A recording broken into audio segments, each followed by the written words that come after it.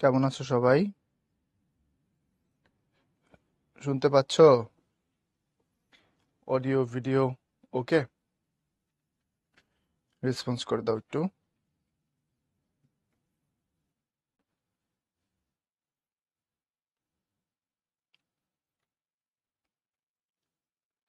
Sound ওকে কিনা, দেখতে পাচ্ছ কিনা সব? শাটারটা উপরের দিকে উঠে রাখেন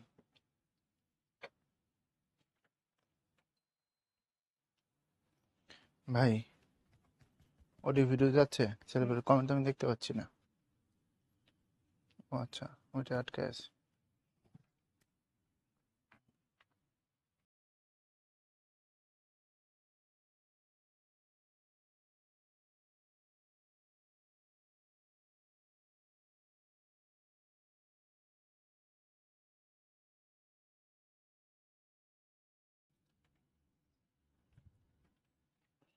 সব ঠিক আছে? দেখতে পাইতেছ? চলো আমরা শুরু করি, দেরি না করি না।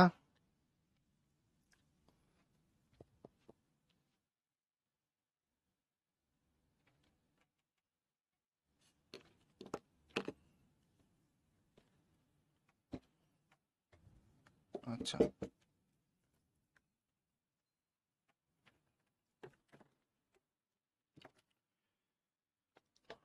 আমরা আজকে যা পড়বো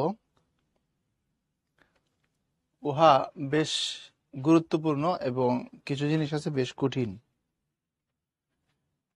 প্রকৃতি প্রত্যয়ের ধাতু কঠিন, আর শব্দের শ্রেণী বিভাগ অনেক সহজ তবে গুরুত্বপূর্ণ।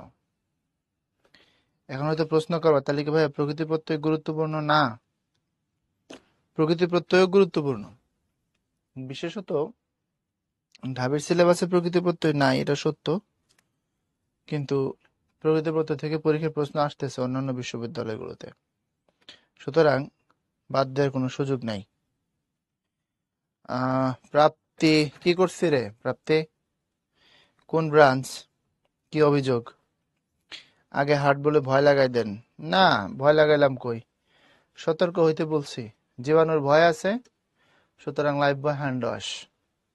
যদি হার্ড হয়ে থাকে তুমি মনোযোগ দাও এবং মেহনা। বোঝা গেছে কথা? প্রাপ্তি কি প্রবলেম?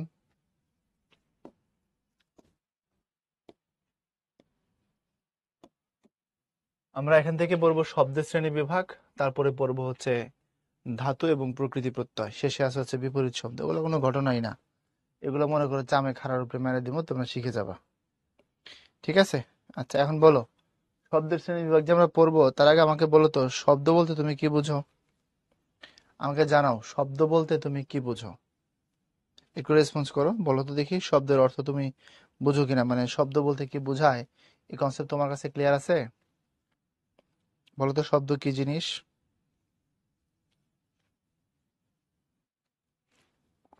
শুনতে চাই।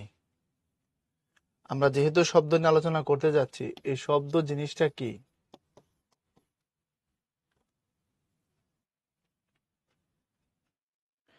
এক বা একাধিক ধ্বনির সমষ্টি। ওকে,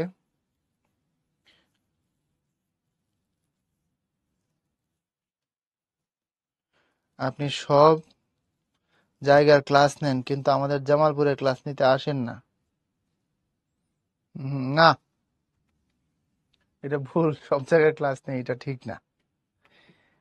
সোমাইয়া আপনার আঙ্কেলকে বলছি মহিদুদ্দিন হোসেন, সে বলছে একদমই না। এই যে আঙ্কেল আমার সাথে একমত। না, সব জায়গায় ক্লাস নিতে গেলাম কই? তাই না, সব জায়গায় তো যাই নাই। এটা ভুল, যারা বলছে প্রপাগান্ডা ছড়াইছে। হ্যাঁ, এটা একটা প্রপাগান্ডা, ষড়যন্ত্র। আমি যদি সব জায়গায় যাই তাহলে আমি ঢাকায় তোদের সাথে ম্যারাথন কেমনে নিতাম? আচ্ছা, তোমরা শব্দের যে ডেফিনেশন দিছো, তোমাদের ডেফিনেশন চমৎকার, তোমাদের আইডিয়া যে খারাপ এমন না, ঠিক আছে। তবে এখানে একটা কথা যোগ করতে হবে, বর্ণের সমষ্টি তো বটেই, বর্ণের সমষ্টি হওয়ার পরে অর্থ থাকা লাগবে। অর্থ যদি না থাকে তখন সেটাকে শব্দ বলা যাবে না। তুমি কতগুলো বর্ণকে পাশাপাশি দিলে সেটা শব্দ হয়ে যাবে না, যদি সেটার মধ্যে অর্থ থাকে তখন সেটা দিয়ে শব্দ হবে। যেমন ক্লাস 5-এর 4-এর 2-এর একটা উদাহরণ দেখো। এই হচ্ছে ধরো কলম, এখানে তিনটা বর্ণ আছে, ক, ল আর হচ্ছে ম। আচ্ছা, এটা কলম বলে তুমি কিছু একটা বুঝতেছো, মানে অর্থ দিচ্ছে, মানে এটা একটা শব্দ। কিছু একটা যদি বুঝো মানে অর্থ দিছে, মানে এটা শব্দ। আচ্ছা, এটাকে একটু এদিক ওদিক করে সাজাও। ক, ম, ল, কমল মানে পদ্ম ফুল, অর্থ দিছে, এটাও একটা শব্দ, কোনো সমস্যা নেই। আচ্ছা, এটাকে আরেকটু এদিক ওদিক করো। ল, ম, ক, অর্থ দেয় না, এটা শব্দ না। ম, ল, ক, অর্থ দেয় না, এটাও শব্দ না। তাহলে যখন অর্থ দিবে তখন শব্দ হবে, যখন অর্থ দিবে না তখন শব্দ হবে না। দ্যাট মিন্স আমরা শব্দের সঙ্গে এখান থেকে ক্লিয়ার হয়ে যাব। আমরা শিখব যদি পাশাপাশি বর্ণ বসে এবং তাদের মধ্যে যদি কোনো অর্থ তৈরি হয় তখন সেটা শব্দ, অর্থ না হলে শব্দ হবে না। তুমি অনেক বর্ণ দিছো কিন্তু অর্থ ক্রিয়েট করে না, তাহলে শব্দ হবে না। যেহেতু শব্দ ভাষার অংশ, শব্দ দিয়ে বাক্য তৈরি হয়, তাই না? আমরা শব্দের মাধ্যমে বা মনের ভাব প্রকাশ করি। তো ভাষা হওয়ার জন্য কি দরকার বলো তো? আলটিমেটলি অর্থ দরকার। তুমি অনেক কথা বলছো, অর্থ ক্রিয়েট হইলো না, এই জন্য এটা ভাষা হবে না। যখন অর্থ ক্রিয়েট হয়, মনের ভাব অন্যের কাছে প্রকাশিত হয়, বক্তা কি বললো শ্রোতা যখন সেটা বুঝতে পারে, তখন সেটা ভাষা হয়, তার আগ পর্যন্ত ভাষা হয় না। তোমরা বুঝছো নাকি আমি একাই সব বুঝলাম? Hello everyone. হ্যাঁ, ঠিক আছে। বাংলা ভাষার ইতিহাস কি ইম্পর্টেন্ট? হ্যাঁ, মোটামুটি ইম্পর্টেন্ট, বলে ফেলো। এখন আসো আমরা শব্দের শ্রেণী বিভাগে যাব।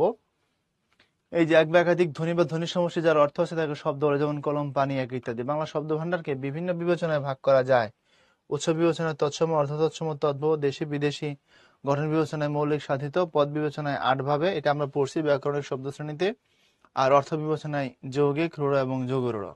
তো আমরা এই জায়গাটা মনে হয় তোমাদের দেখতে এবং বুঝতে একটু অসুবিধা হচ্ছে, ভাই তোমাদের একটু লিখে দেখাই, তাহলে সহজে বুঝতে পারবা, মনোযোগ দিবা। কিন্তু জিনিস খুবই সহজ, কিন্তু যদি গুরুত্বের বিবেচনা বলো অতি ইম্পর্টেন্ট। প্রায় প্রতি বছর ঢাবিতে এখান থেকে কম বেশি তার আশপাশ দিয়ে প্রশ্ন নিয়ে যাচ্ছে অথবা আসতেছে, আর অন্যান্য বিশ্ববিদ্যালয়তে প্রশ্নের মেলা।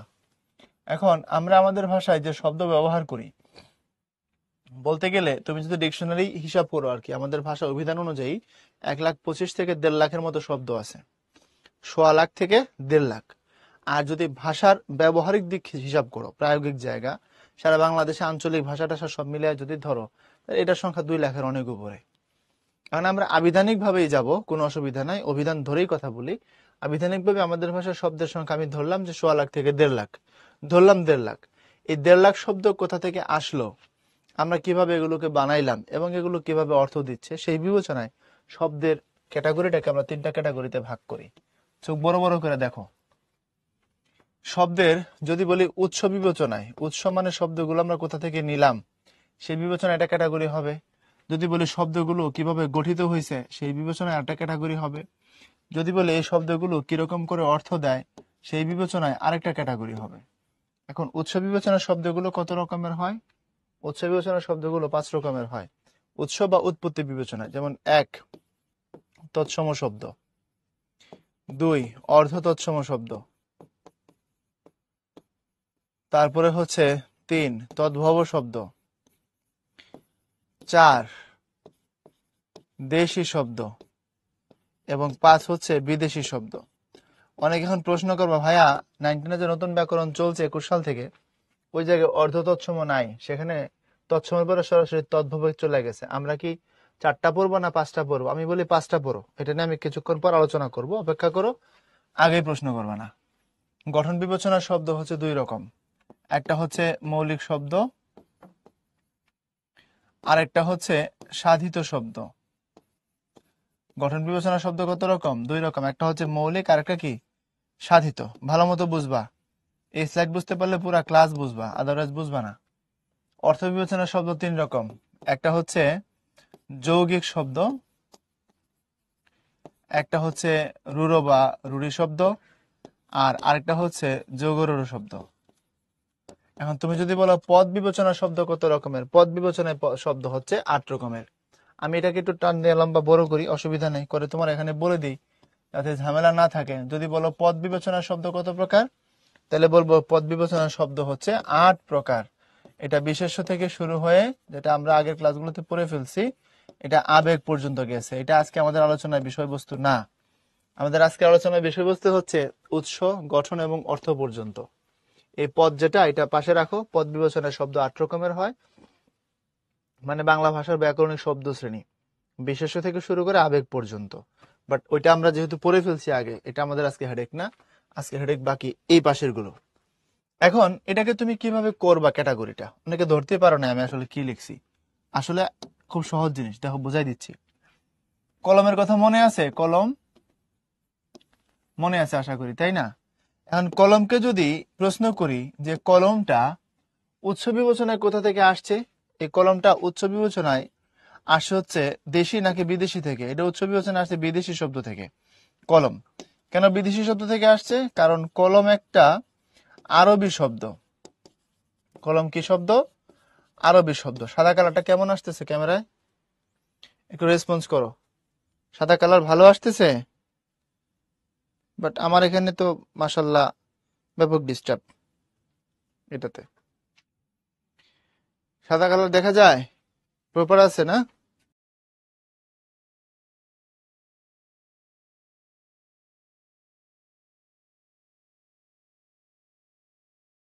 কলম একটা আরবি শব্দ।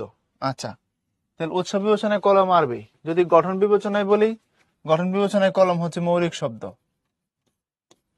আচ্ছা, যদি এটাকে আমি অর্থ বিবেচনায় বলি, তাহলে এটা হচ্ছে কলম একটা যৌগিক শব্দ। তোমরা হয়তো অনেকে বুঝতে পারো নাই, আসলে একটু দেখাই। পদ বিবেচনায় কলম হচ্ছে একটা বিশেষ্য শব্দ। দেখো কলম কথাটার উৎস বিবেচনা করলে আমি কোথা থেকে আনছি? কলম আরবি থেকে আনছি। এটা আমি কিভাবে গঠিত হয়েছে? মৌলিক, সাধিত না। সাধিত কেন হয় নাই? সাধিত হওয়ার জন্য 3টা প্রসেস লাগে। হয় সমাস লাগবে, না উপসর্গ লাগবে, না প্রত্যয় লাগবে। কোন শব্দ যদি সমাস, উপসর্গ কিংবা প্রত্যয় দ্বারা তৈরি হয়ে থাকে তখন সেটা সাধিত। আর যদি সেই সিস্টেমে তৈরি না হয়ে থাকে তখন সেটা মৌলিক। এখন বলো, কলমে কি উপসর্গ আছে নাকি? সমাস আছে নাকি? প্রত্যয় আছে? কিছুই নাই। সুতরাং কলম একটা সাধিত শব্দ হওয়ার চান্স নেই। কলম মৌলিক, এদিক থেকে কলম মৌলিক। এরপরে আসো, কলম যৌগিক, রূঢ় না যৌগ রূঢ়?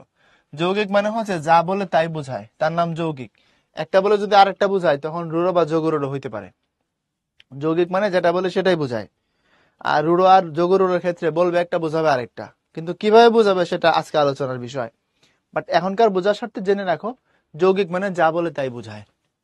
কলম দ্বারা তুমি কি বুঝো? লেখার যন্ত্র বুঝো। তো এটাই আছে, অর্থের কোনো পরিবর্তন না। সুতরাং কলম একটা যৌগিক শব্দ। আর পদ যদি বিবেচনা করো, কলম নাউন বা বিশেষ্য শব্দ, নো ডাউট অ্যাবাউট ইট। এখন প্রশ্ন হলো, বোঝার যে বিষয়টা সেটা হলো এই, আমরা যখন একটা শব্দকে মাল্টি মাল্টি অ্যাঙ্গেল থেকে ব্যাখ্যা করতে চাই, দেখো পারতেছি কিনা? পারতেছি। এর মানে আমাদের ভাষায় যে শব্দ ভান্ডার আছে, অর্থাৎ শব্দ বলতে আমাদের ভাষায় আমরা প্রায় 1.5 লাখ শব্দকে মিন করতেছি। এই 1.5 লাখ শব্দ উৎস বিবেচনায় 5টা জায়গা থেকে নিছি। এই 1.5 লাখ শব্দ গঠিত হয় 2 ভাবে। এই 1.5 লাখ শব্দের অর্থ 3 রকম। এই 1.5 লাখ শব্দের পদ 8 রকমের। এর মানে হচ্ছে উৎসে যারা আছে গঠনে তারাই। উৎসের শব্দ আর গঠনের শব্দ ভিন্ন না। গঠনে যারা আছে অর্থে তারাই, অর্থে যারা আছে পদে তারাই। বুঝছো কিনা কথাটা? যেহেতু আমি কলমকে 4 ভাগে দেখাইছি, অর্থাৎ কলম এক একটা বিবেচনা এক এক ভাবে বিবেচিত হবে। সো এই 1.5 লাখ শব্দ ভালো মতো এবার বুঝো, শেষ সামারির কথা। আমাদের ভাষার 1.5 লাখ শব্দ 5টা সোর্স থেকে নিছি। এই 1.5 লাখ শব্দই 2 ভাবে গঠিত। এই 1.5 লাখ শব্দই 3 ভাবে অর্থ দেয়। এই 1.5 লাখ শব্দের পদই 8 রকমের হয়। বুঝছো এবার কথাটা? বলো, এই সামারিটা বুঝছো কিনা বলো।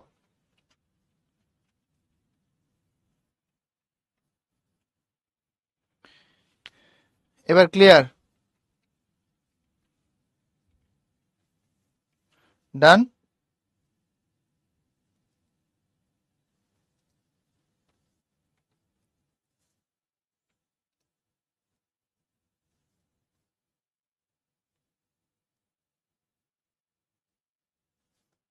ওকে।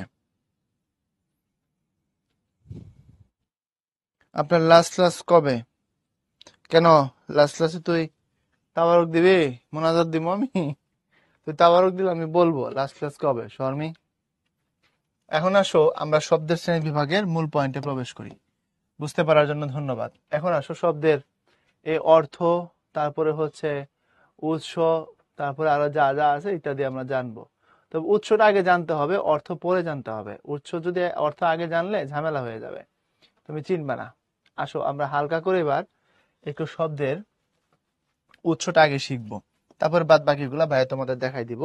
তোমাদের যে চমৎকার পিডিএফ আছে এখানে আমি খুব একটা আঁকাবো না, আঁকানোর দরকারও নাই, তুমি যেন পিডিএফটা পড়ে অনেক বেশি আরাম পাও, এটা এরকমই থাকবে। আসো আমরা একটু বোঝার চেষ্টা করি শব্দের উৎস বিবেচনাটা। রেডি? এই সবাই রেডি তো? উৎস বিবেচনা শব্দ কত রকমের? 5 রকমের। প্রথমে কি বলছিলাম মনে করে দেখো, তৎসম।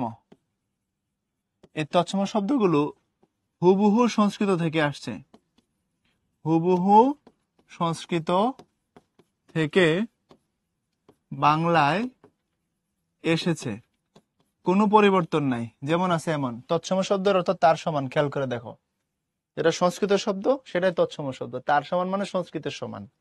ধরো তোমার কাছে আছে 5 টাকা, আমার কাছেও 5 টাকা, তাহলে তোমার আর আমার আর্থিক সামর্থ্য সমান, সম মানে সমান, তো তৎসম মানে তার সমান, সংস্কৃতের সমান। যতটুকু যে রূপে সংস্কৃতে বিদ্যমান সেই রূপে আমাদের ভাষায় বিদ্যমান, ওর নাম হচ্ছে তৎসম শব্দ, কোনো পরিবর্তন হয় নাই। এরা কারা আসো একটু দেখি। যেমন ধরো এই হলো গিয়া চন্দ্র, তারপরে সূর্য, তারপরে ধরো গ্রহ, তারপরে ধরো হচ্ছে নক্ষত্র, তারপরে ধরো হচ্ছে ভবন, হ্যাঁ, তারপরে ধরো হচ্ছে এই বিগ্রহ, তারপরে ধরো উপগ্রহ, তারপরে ধরো হচ্ছে জ্ঞান বা বিজ্ঞান ইত্যাদি। এই শব্দগুলো তৎসম শব্দ। এখন তোমরা প্রশ্ন করতে পারো, ভাইয়া তৎসম শব্দ জানি কেমনে চিনে? তোরে বানানের ক্লাসে শিখেছি না তৎসম শব্দ কেমনে চিনে? তৎসম শব্দ চিনার লক্ষণ কি? এই যে দেখো, গগ্গ যুক্ত বর্ণ, রফলা আছে, ক্ষিয় আছে, আবার রফলা আছে, জফলা আছে, দীর্ঘ স্বর আছে, রফলা আছে, শুধু এই জায়গাটা ফ্ল্যাট, কোনো কিছু নাই, নিরীহ আমার মতো, তারপর এটা তৎসম শব্দ। কথা বোঝা গেছে? তাহলে তৎসম শব্দ চিনবার একটা উপায় তোমাদের আমি বলে দিছিলাম। কোন শব্দের বানানে যদি ক্ষীয় থাকে, এই হমও থাকে, তারপরে রি থাকে, রিকার থাকে, মূর্ধন্য থাকে, র যোগ মূর্ধন্য থাকে, তারপরে ধরো হচ্ছে যদি রফলা থাকে, তারপরে ধরো যদি হচ্ছে কি থাকে, জফলা থাকে, এরপরে এই হ ন, তারপরে হচ্ছে হ ন, এই হ ন এটা তো দন্তন্য, এটা হচ্ছে মূর্ধন্য, যদি এমন কোনো কিছু থাকে। কথা কি বুঝতেছো না আমি একাই সব বুঝতেছি?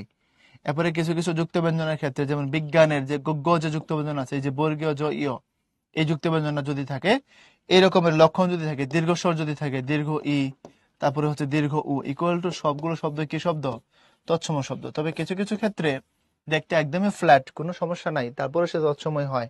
যেমন ভবন শব্দটা দেখতে একদমই ফ্ল্যাট, দেখো ভব দন্তন্য ভবন। আর আমি বলছি মূর্ধন্য থাকলে অবশ্যই তৎসম হবে 100%। আমি তো বলি নাই দন্ত না থাকলে তৎসম হবে না। দন্ত না থাকলে তৎসম হতে পারে, তৎসমের বাইরেও হতে পারে, কিন্তু মূর্ধন্য থাকলে অবশ্যই তৎসম হবে। কথা কি বুঝছো? ক্লিয়ার?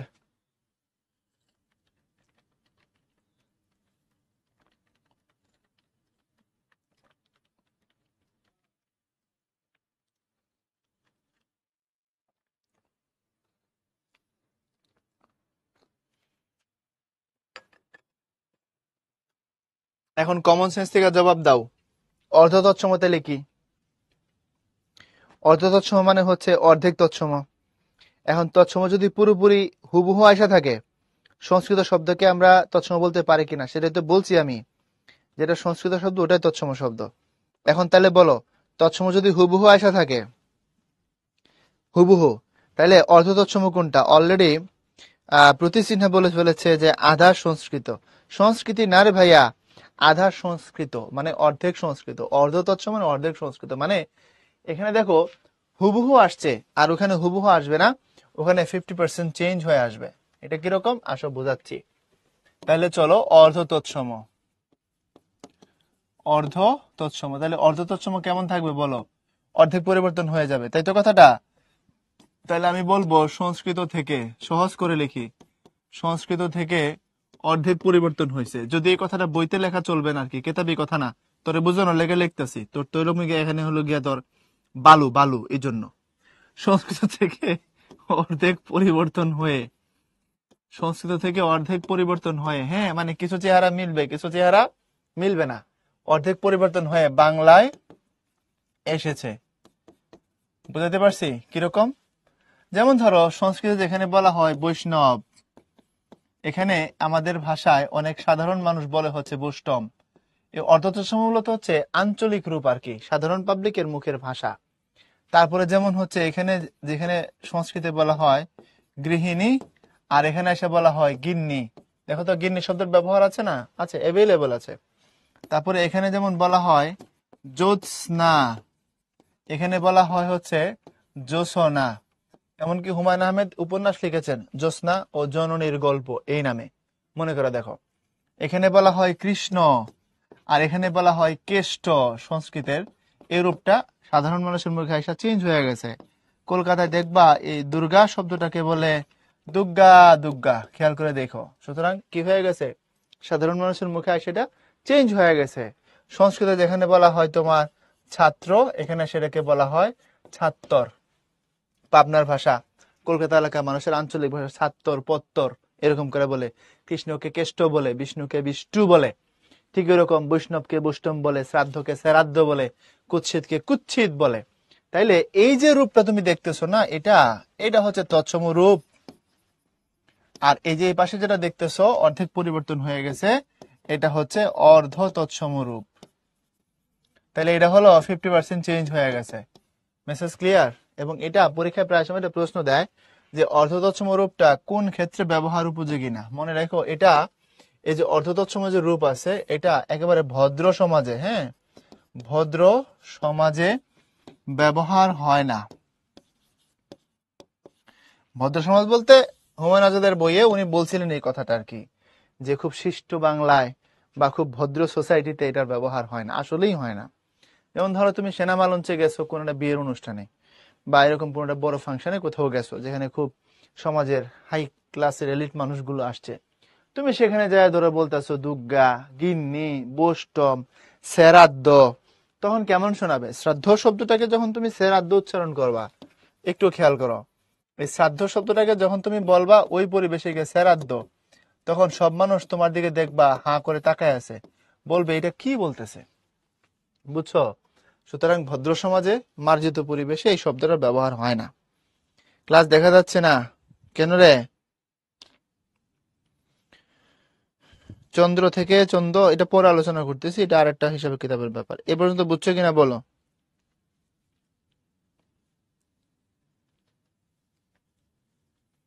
গোবর থেকে প্রমোশন হয়েছে বালোতে, হ্যাঁ, গোবর থেকে প্রমোশন হয়েছে। বাংলা মাসে আঞ্চলিক বলা হয় সেগুলো অর্থাৎ সবগুলো না।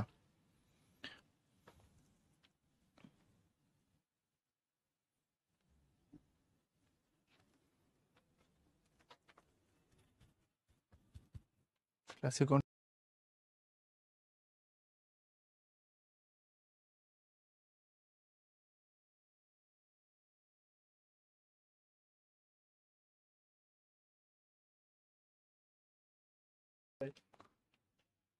এই তোমরা সবাই সার্ভার 2 তে জয়েন করো। অনেকে শুনতে পাচ্ছ না বা অনেকে একটু প্রবলেম হচ্ছে, তোমরা সবাই সার্ভার 2 তে জয়েন করো। ওকে, 2 নম্বর সার্ভারে জয়েন করো। ভাইয়ের কথা কি শুনছো? একটু রেসপন্স করো তো, তাইলে বলে দাও ইয়েতে, চ্যাটে বলো তো শুনছো কিনা। সার্ভার 2 তে আসো সবাই। ঐতিহ্য সার্ভার 2 তে প্রবলেম হচ্ছে, তাহলে আর আমাদের হাতে এটা কিছু করার নাই। হয়তো বাংলাদেশের সব জায়গায় সমস্যা হচ্ছে। ইন্টারনেট বন্ধ করিনি, বন্ধ হয়ে গেছে। কারণ হচ্ছে তোমার ওই ইয়েতে, স্যাটেলাইটে বৃষ্টির পানি ঢুকছে। বুঝছো? বৃষ্টির পানি ঢুকছে, কুয়াশা পড়ে না, সায়েন্স তো পড়িস না এক পাতা, মাথায় তো সায়েন্স নাই। কুয়াশা আর পানি ঢুকে পড়ছে হলো ওই স্যাটেলাইটের মধ্যে ঢুইকা, ওইটা সমস্যা হয়েছে।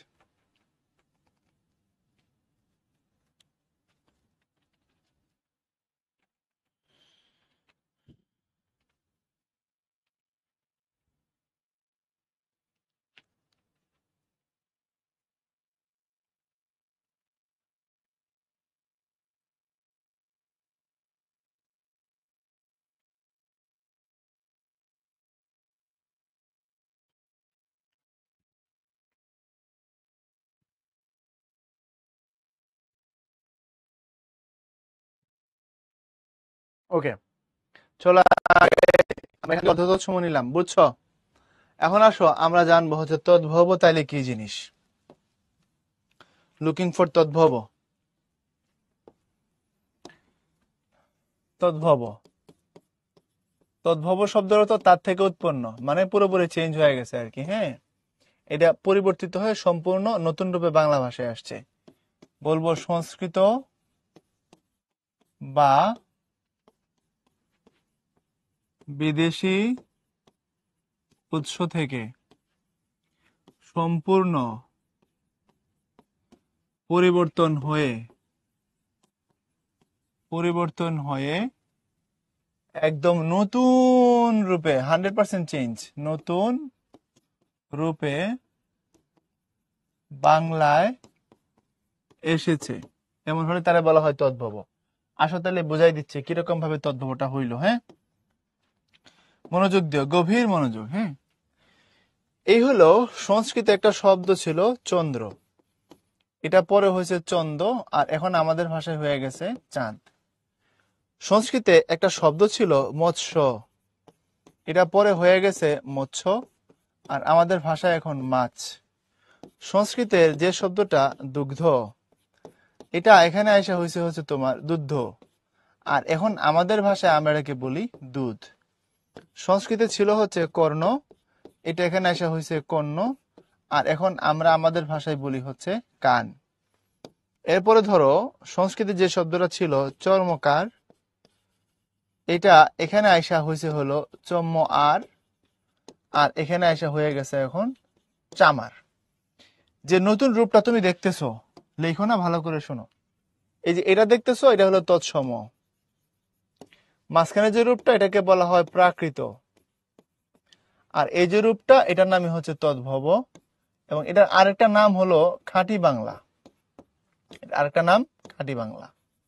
এখন তদ্ভব খাঁটি বাংলা, এটা বুঝতে পারছি। মাঝখানেরটা অর্ধ তৎসম না হয়ে প্রাকৃত কেন হইলো, এটার ব্যাখ্যা আগে বলেন ভাইয়া তাড়াতাড়ি, কারণ তোমাদের মাথায় এটা ঘুরতেছে।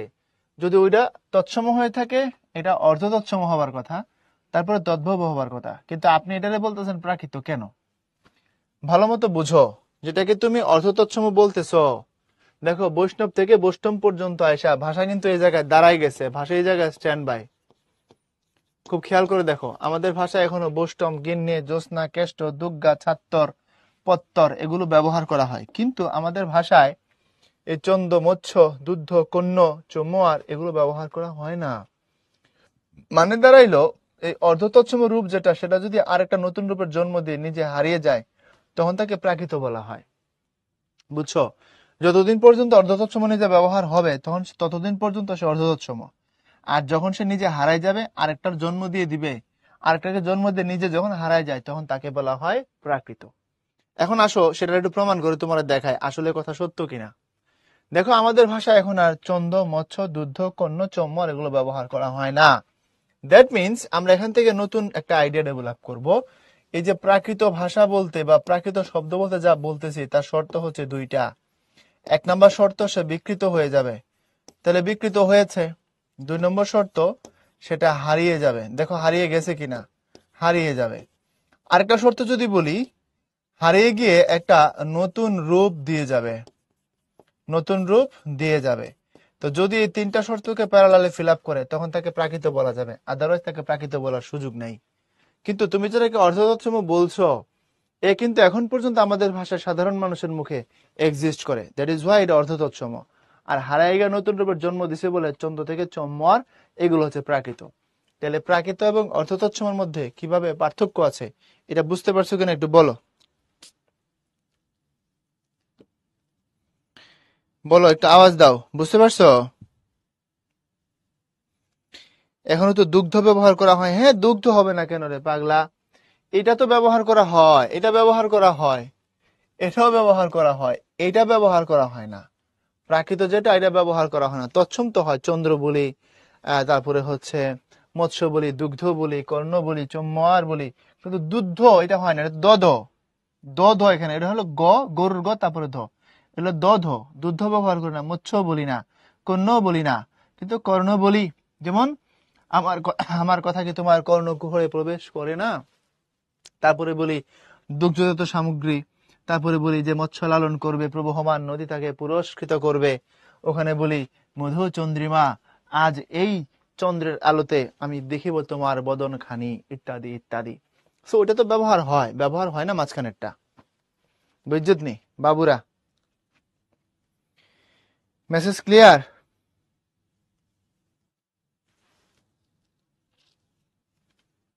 হস্ত হতো হাত, হ্যাঁ এটাও হয়, এক্স্যাক্টলি। এখন আসো পরের কথা। ওখানে দেখো আমি দুইটা সোর্স বলছি, ভালো মতো বোঝো বাচ্চারা।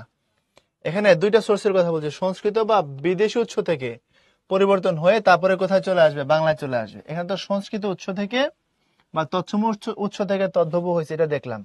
বিদেশি উৎস থেকে হয় কিনা? হ্যাঁ হবে। এটা গ্রিক উৎসের শব্দ, গ্রিক। এটা তৎসম যখন ছিল তখন ছিল হচ্ছে তোমার দ্রাখমে, সরি গ্রিক অবস্থা ছিল দ্রাখমে, তৎসমের মধ্যে আসছে আয়সা। আচ্ছা এটা এখানে এভাবে না লিখি, একটু কাস্টমাইজ করে লিখি। দেখো একটা শব্দ গ্রিক, সেখান থেকে এটা হয়েছে হলো তৎসম, সেখান থেকে হয়েছে এটা প্রাকৃত, আর সেখান থেকে এটা এখন হয়েছে তদ্ভব বা খাঁটি বাংলা। যেমন গ্রিক উৎসের শব্দটা ছিল হচ্ছে দ্রাখমে, তৎসমে এটা আসছে আয়সা হয়েছে হলো দ্রম্য, প্রাকৃতে আয়সা হয়েছে হলো দম্য, আর আমাদের ভাষা এটা এখন দাম, দরদাম। কত দাম? 10 টাকা, এই দাম। দেখো বিদেশি উৎস থেকে খাঁটি বাংলা হয়েছে। আবার আরেকটা শব্দ আছে তুর্কি, ওটার উৎস ভাষা হচ্ছে তুর্কি, সেখান থেকে এটা হয়েছে হলো তৎসম, তারপরে এটা হয়েছে প্রাকৃত। খুব লম্বা জার্নি এই শব্দগুলোর।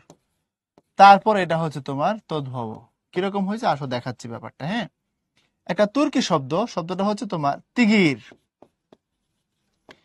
এই তিগির শব্দটা তৎসমে আসছে, আয়সা হয়েছে হলো ঠক্কুর, প্রাকৃতে আয়সা হয়েছে টক্কুর, আর এখন আমাদের ভাষায় এই শব্দটা হচ্ছে ঠাকুর। রবীন্দ্রনাথ ঠাকুর, ওই যে রবীন্দ্রনাথ ঠাকুর লিখতো, কেউ কেউ বলে ব্রিটিশরা ঠাকুর বলতে পারতো না, ঠ্যাগর বলতো, এই জন্য। আর কারো কারো মতামত তিগির উৎসমূল অনুযায়ী লিখতেন ট্যাগর।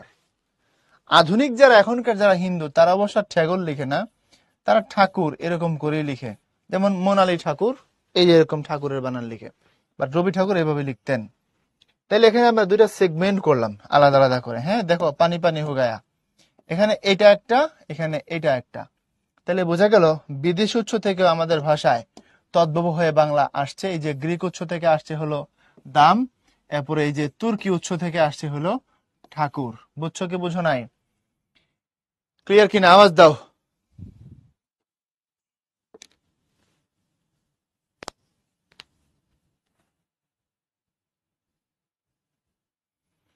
অচেনা শব্দ ভেবে দিলে চিনবো কিভাবে? না দেওয়ার সম্ভাবনাই বেশি, তোরে শিখাই দিলাম আর কি।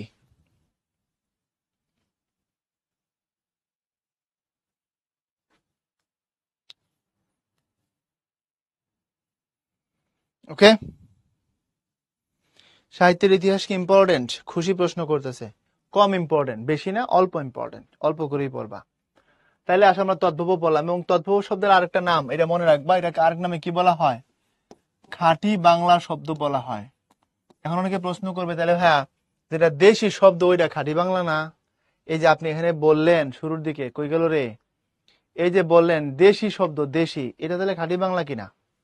তদ্ভব যদি খাঁটি বাংলা হয় তাহলে দেশি শব্দ কোনটা? না, দেশি শব্দ খাঁটি বাংলা না, সর্বনাশ হয়ে যাবে। দেশি হইলে সবকিছু খাঁটি বাংলা হয় না রে পাগলা। এখানে অন্য মামলা আছে, আসো বুঝাই দিচ্ছি দেশি শব্দ কেন খাঁটি বাংলা শব্দ না। দেশি শব্দ,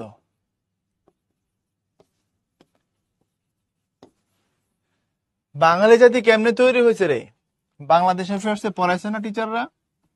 এই যে আর্য জাতি আর হচ্ছে অনার্য জাতি, এই দুই জাতি মিলে একটা হাইব্রিড জাতি, তার নাম হচ্ছে বাঙালি। এই তো কথাটা। এখন আর্য বলতে তো একটা জাতিকে মিন করে, যারা ইরান অঞ্চল থেকে আসছিল। আর অনার্য বলতে বেসিক 4টা, মিক্স আপ আরো বেশ কিছু। যেমন ধরো এই যে অস্ট্রিক জাতি, যেটা অস্ট্রিক, এটা একটা অনার্য জাতি। তারপরে দ্রাবিড় যেটা, এটা অনার্য জাতি। ভোট চীনীয় যেটা, এটা একটা অনার্য জাতি।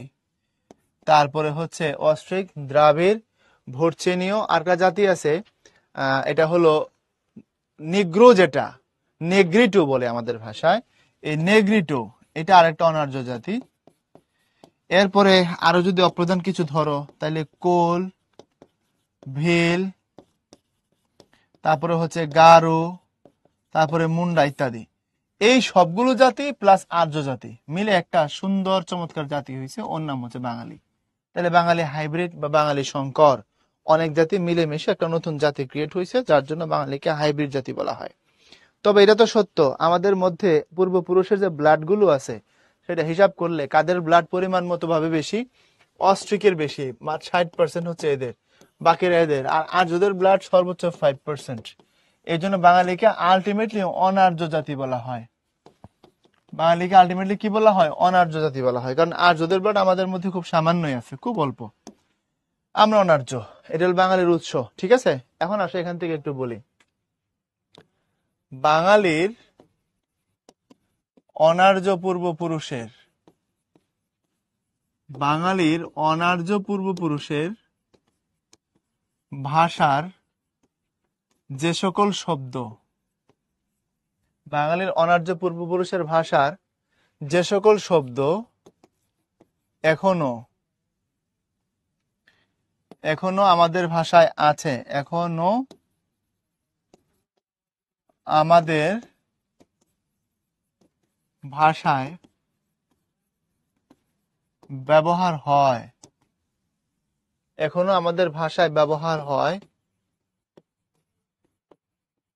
সেগুলোই দেশি শব্দ। উদাহরণে পড়ে যাচ্ছি, এতক্ষণ ধরে যা বললাম সেটা বুঝছস কিনা আগে ক, কথাবার্তা পরে যা বলছি সেটা ক্লিয়ার কিনা? আমাদের বাঙালি জাতি বেসিক শাখা হচ্ছে দুইটা, একটা আর্য একটা অনার্য। আর্য বলতে একটা ইরানের ইউরাল পর্বত বা রাশিয়ার ককেশাস যে এলাকা, ওই এলাকা থেকে সুন্দর ফর্সা লম্বা নাক খাড়া একটা জাতি এই এলাকায় বসবাস করতে আসছিল 2-2.5 হাজার বছর আগে। আর অনার্যরা তাদের আগে থেকে এই এলাকায় ছিল।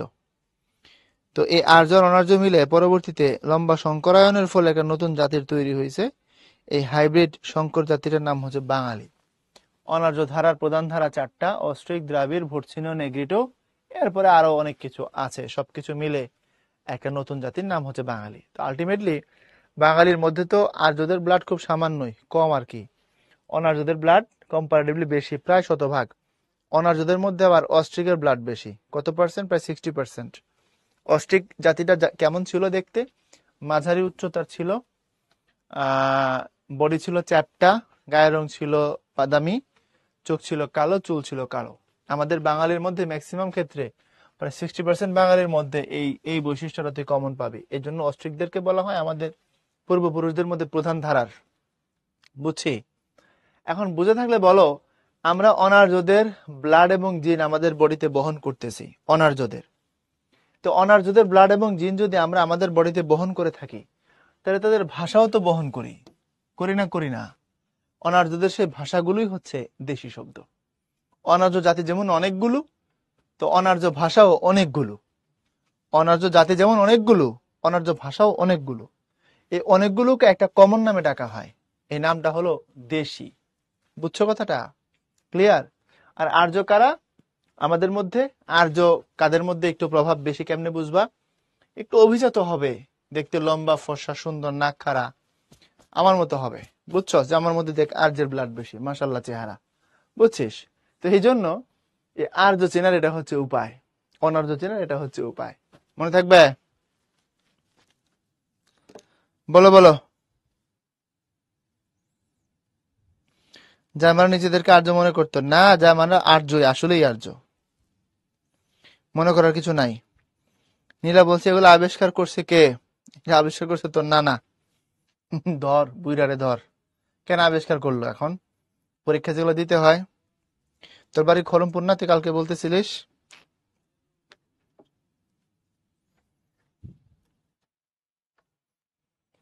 মনে থাকবে? ভুঁড়িওয়ালার আর্য হবে কিনা? হ্যাঁ, ভুঁড়ি একটা উচ্চ বংশের লক্ষণ এটা। হ্যাঁ, আশে কর তোরে গুলি করে মারমু আমি। ভুঁড়ি হচ্ছে এটা অতি উচ্চ বংশের লক্ষণ, সব বংশে ভুঁড়ি হয় না। হ্যাঁ, ভুঁড়ি সবাই ডিজার্ভ করে না। এরপরে আসো আমরা অনার্য ভাষা কিভাবে চিনবো।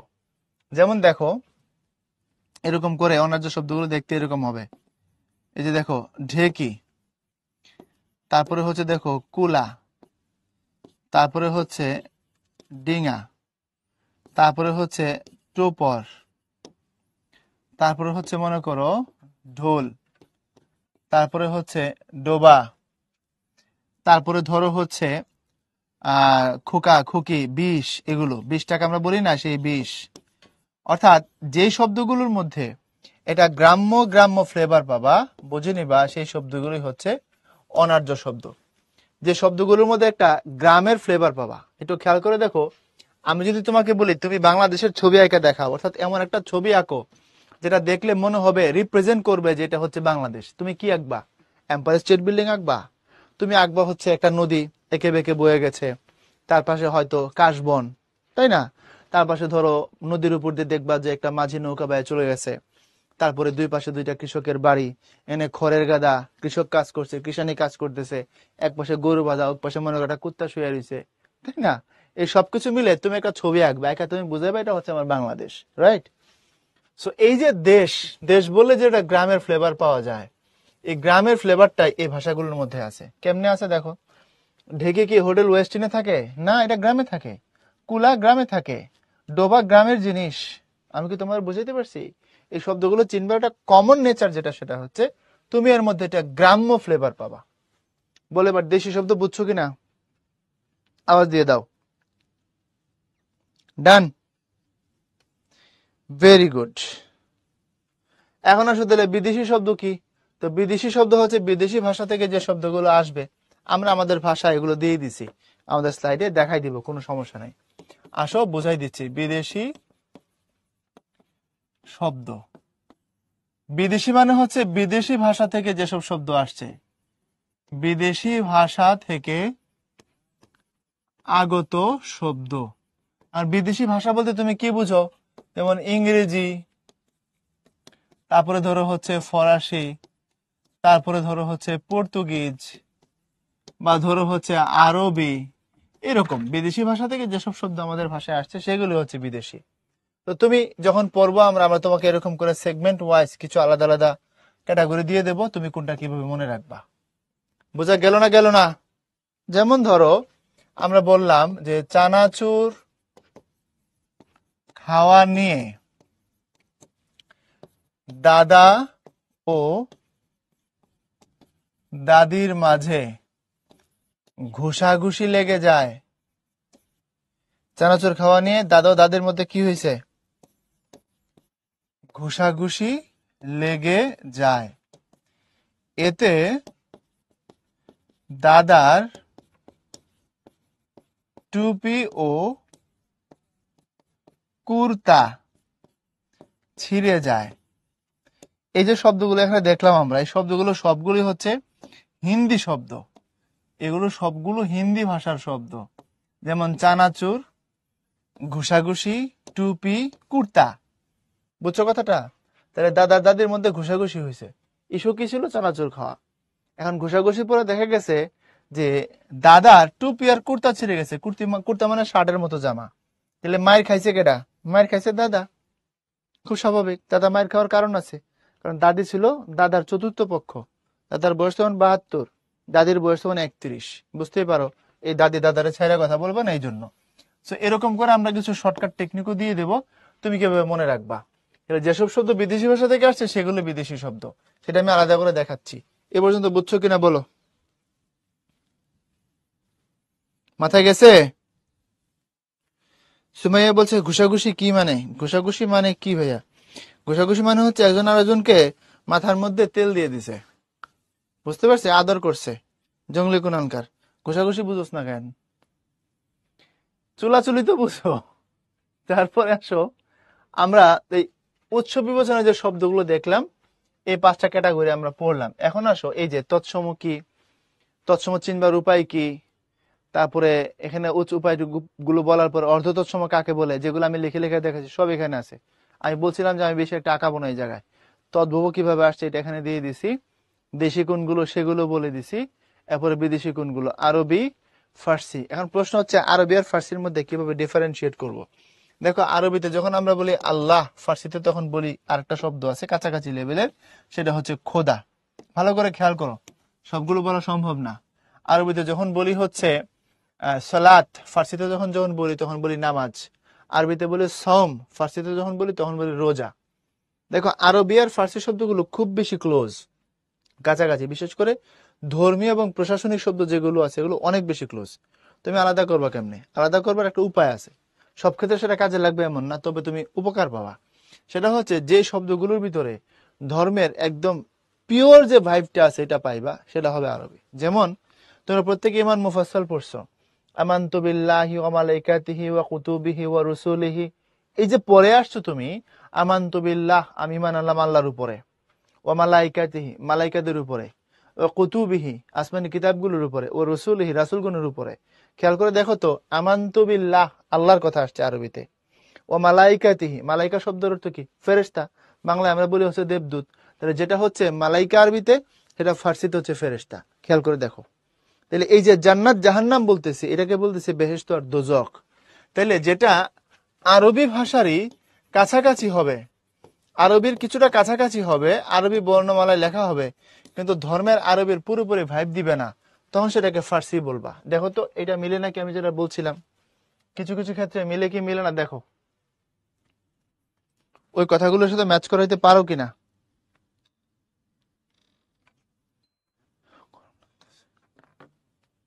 তাহলে এটা কি করতে হইব? সমাধান কি? নামাজ আর রোজার বাংলা শব্দ কি হবে একটু বলেন ভাইয়া। নামাজ আর রোজার একদম বাংলা করার দরকার নাই।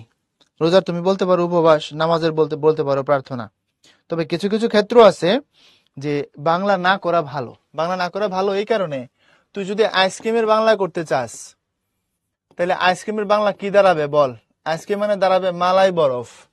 মালাই বরফ বলে দোকানদার মারবো, ওটা নাও চিনতে পারে। আচ্ছা ধরলাম মালাই বরফ সে চিনলো।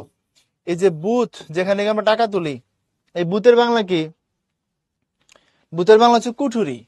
কারণ কেউ যদি বলে আমি কুঠুরি থেকে টাকা তুললাম, না, কিছু শব্দের বাংলা করা নিষ্প্রয়োজন। বুথ মানুষ এমনিই বুঝে, আইসক্রিম এমনিই বুঝে। সো নামাজ রোজা শব্দগুলো এমন হয়ে গেছে, এগুলো আর বলার দরকার নেই বাংলাতে। এখন কোশ্চেন আছে সেই জায়গায়, আর একটা ব্যাখ্যা আছে, এটা একটু শুনো। এই শব্দগুলো সবগুলোই বাংলা শব্দ, এগুলো ফার্সি শব্দ না। আমরা বলেছি উৎস বিবেচনায়, মানে কোথা থেকে আসছে সেই অ্যাঙ্গেল থেকে যদি তুমি বিবেচনা করো তাহলে সেটা ফার্সি, বাট এখন এটা বাংলা। বুঝতে পারো না আমি জানি। বলতো এই যে সেলফি, এটা আমি যদি বলি এটা উৎস বিবেচনায় কোথা থেকে আসছে, তুমি বলবা এটা হচ্ছে ইংরেজি। হ্যাঁ, কথা সত্যই।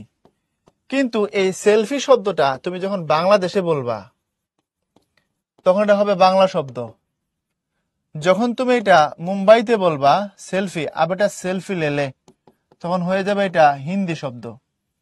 যখন তুমি এটাকে সৌদি আরবে বলবা আল সেলফিশ নাকি, তখন কি হয়ে যাবে? এটা তখন হয়ে যাবে আরবি শব্দ। যখন তুমি এটা মনে করো মালয়েশিয়াতে বলবা, এটা হয়ে যাবে মালয়েশিয়ার ভাষার শব্দ। অর্থাৎ এই সেলফি শব্দের উৎস ভাষাটা ইংরেজি। একটা সেলফ আর একটা ফটো, এই দুই মিলে সেলফি। কিন্তু যখন তুমি যেখানে যে দেশে বলবা সেটা তখন সেই ভাষার শব্দ বলে গণ্য হবে। দ্যাট মিনস তুমি যখন বাংলাদেশে বসে বলতেছো খোদা, এটা বাংলা শব্দ। হ্যাঁ, যদি প্রশ্ন করি খোদা উৎস বিবেচনায় কোথা থেকে আসছে, তখন বলবা ফার্সি। যেমন ধরো আমি কলম দিয়ে লিখি, কলম বাংলা শব্দ, ডেফিনেটলি বাংলা শব্দ। যদি প্রশ্ন হয় উৎস বিবেচনায় কোথা থেকে আসছে, তখন বলবো আরবি। এর মানে বোঝা গেল বাংলা ভাষায় ব্যবহার করা সকল শব্দই বাংলা। কারণ আমি যখন তোমার এখানে শিখেছিলাম, মনে করে দেখো, আমি তো এখানে বলছি যে বাংলা শব্দের এটা হচ্ছে শ্রেণী বিভাগ। খেয়াল করে দেখো, বলছিলাম না এগুলো 5 রকমের, আমাদের শব্দগুলো উৎস বিবেচনায়। এর মানে কি, যত জায়গা থেকেই আসুক, এটা চন্দ্র আসছে সংস্কৃত থেকে, বাট এখন এটা বাংলা। এখন বুঝছো? সুতরাং নামাজ রোজা জান্নাত জাহান্নাম দোজক যা কিছু বলতেছো সব বাংলা শব্দ, কোনো ডাউট নেই। আমি কি তোমাদের বুঝাইতে পারছি না পারি না এ পর্যন্ত? আওয়াজ দাও।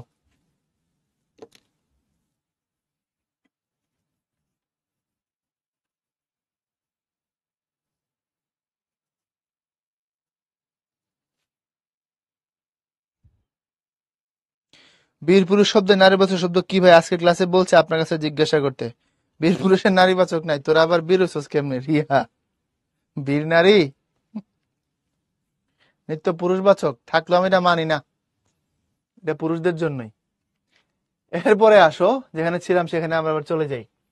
তাইলে যে শব্দগুলো বিদেশি ভাষা থেকে আসছে, এই হলো পর্তুগিজ, আরবি ফার্সি মিশ্রণে হয়েছে, তুর্কি শব্দ হয়েছে, ফরাসি হয়েছে। আর ফার্সি আর ফরাসির মধ্যে পার্থক্য কি? যেটা ফরাসি এটা হচ্ছে ইংরেজির কাছাকাছি,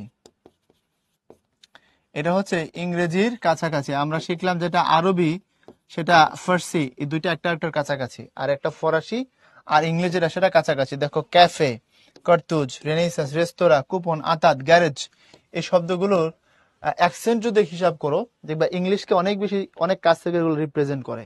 এমনকি ডিপু শব্দটাকে তো ইংরেজি মনে হয়, বাট এটা ইংরেজি না, এটা ফরাসি শব্দ। বুঝছো কি না? কিছু জিনিস আমি করে দেব, না করে দিলেও ভালো হয়, আমি শব্দের ইয়া কি বলে কালেকশন অনেক বেশি, তারপর আমি করে দেব শর্টকাটে। ভাইয়া আমার নামটা একটু বলেন। বলবো না?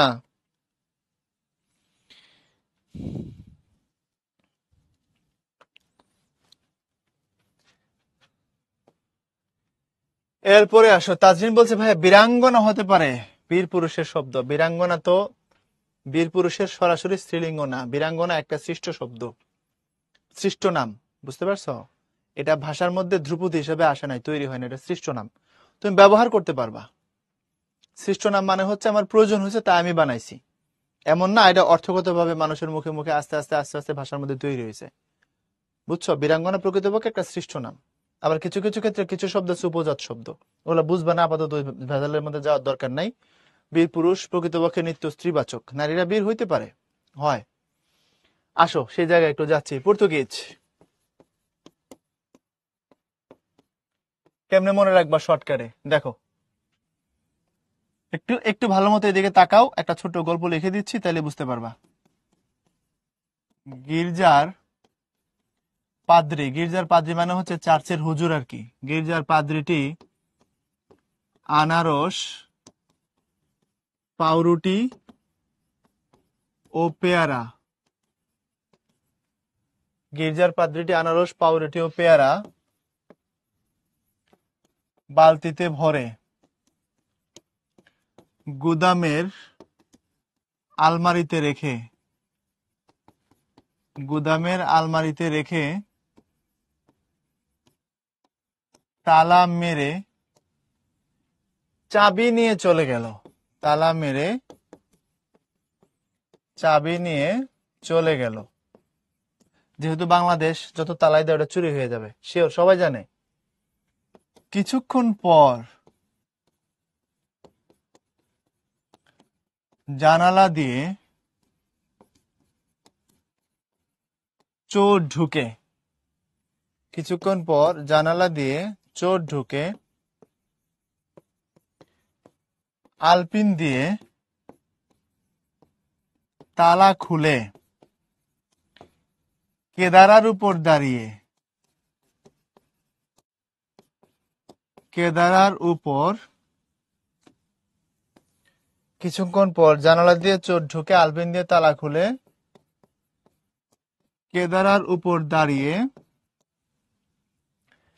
তা চুরি করলো। চুরি হয়ে গেছে, হয়েই যাবে, এটাই স্বাভাবিক। যে দেশে স্যারেলেটে বৃষ্টির পানি ঢোকে, এই দেশে এটা কোনো ঘটনা হইলো?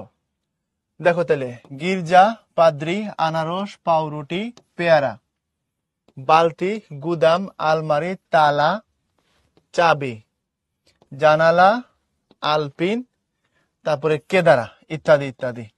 আরো আছে। এই শব্দগুলো বেশি বেশি আসে, তাই একটা শর্টকাটের গল্প মনে করতে পারো। তুমি একটা স্টোরি লাইন এখান থেকে মনে করো। গির্জার একজন পাদ্রী মানে চার্চের হুজুর, খ্রিস্টানরা যেখানে প্রার্থনা করে সেটাকে গির্জা বা চার্চ বলা হয়। উনি আনারস, পাউরুটি এবং পেয়ারা বালতির মধ্যে ভরছেন, ভরে গুদামের আলমারিতে রাখছেন, একটা তালা মারা চাবি নিয়ে চলে গেছেন। কিন্তু কিছুক্ষণ পর জানালা দিয়ে চোর ঢুকে পড়ছে এবং সে আলপিন দিয়ে তালা খুলে ফেলছে, খুলে কেদারের উপর দাঁড়ায় সেটাকে চুরি করছে। কথা কি বুঝছো? এই হলো পর্তুগিজ। এই প্রত্যেকটা শব্দই বিগত সময়ে অনেকবার পরীক্ষায় আসছে। কথা ক্লিয়ার? ওকে, ডান। তারপরে আসো,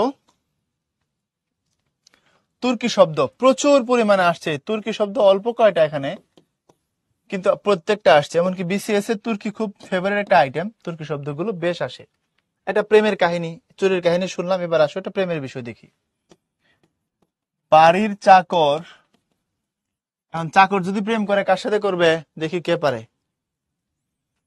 তোর কি বাংলাদেশের ছবি দেখোস নাকি? চাকর প্রেম করলে আজ রবিবার মতি মিয়া কার সাথে প্রেম করছিল? সত্য কথার দিনের মধ্যে 14 বার বলা যায়, এটা হলো সত্য কথার নিয়ম।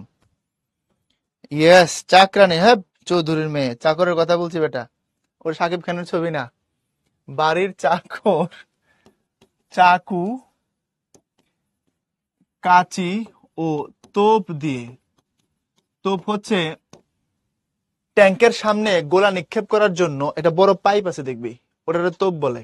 26শে মার্চে বা হচ্ছে 16 ডিসেম্বরে আমরা অনেক সময় খবরে শুনি যে এতবার তোপ ধ্বনি দিয়ে তারপরে প্যারেড শুরু হয়েছে, কুচকাওয়াজ শুরু হয়েছে, ইত্যাদি ইত্যাদি। ওটা দিয়ে কামানের গোলা ছড়ে ধুমধুম করে আওয়াজ হয়। হ্যাঁ, তো বাড়ির চাকর চাকু, কাঁচি ও তোপ দিয়ে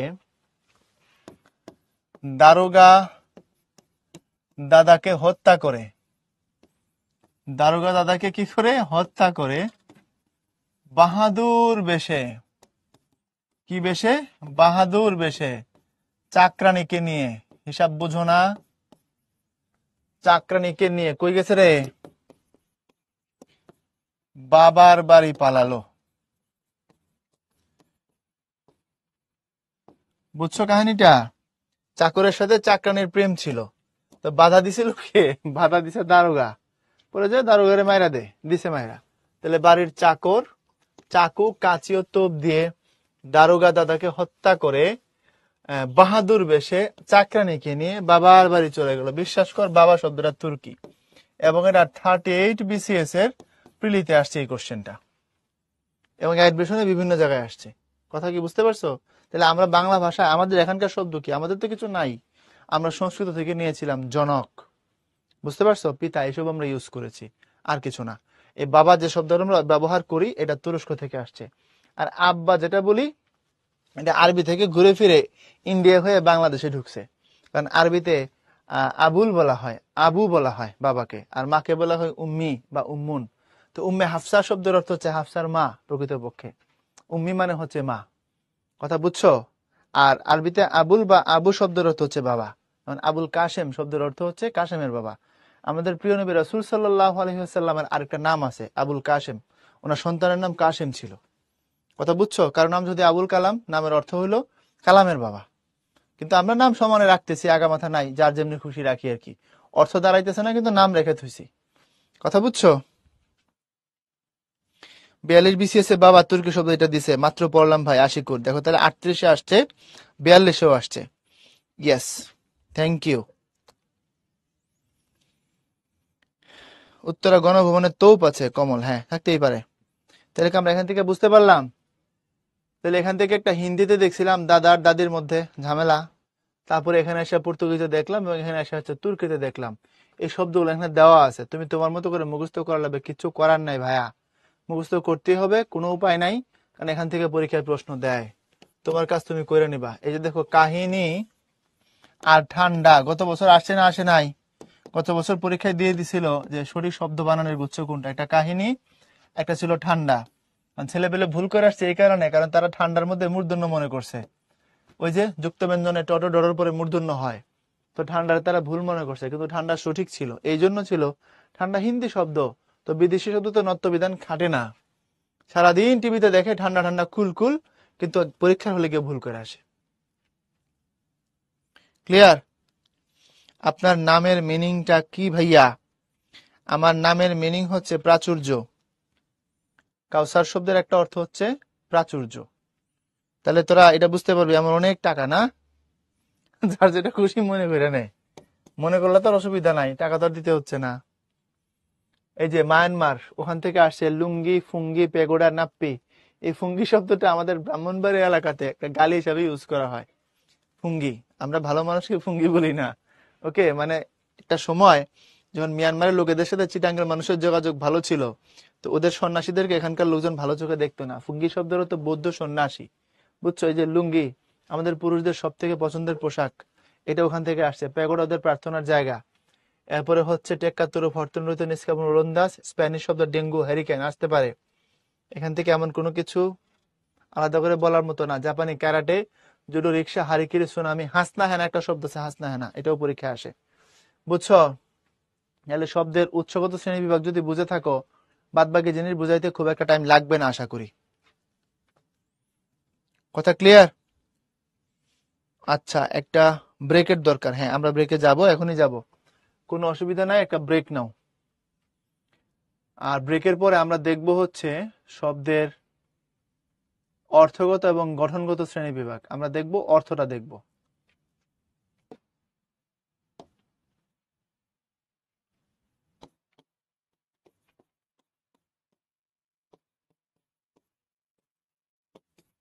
ফিরবো 12 মিনিট পর।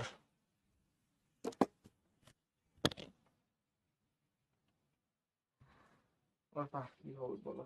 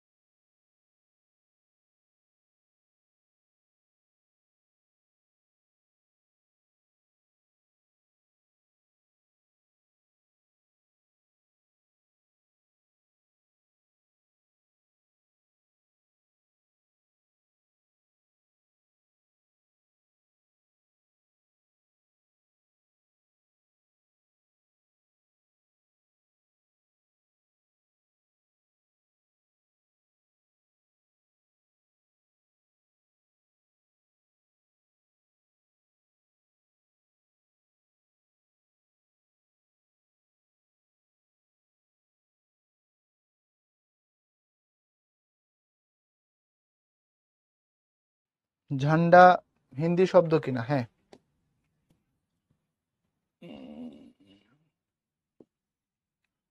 আসো এবার মামলা ডিসমিস করে দেই।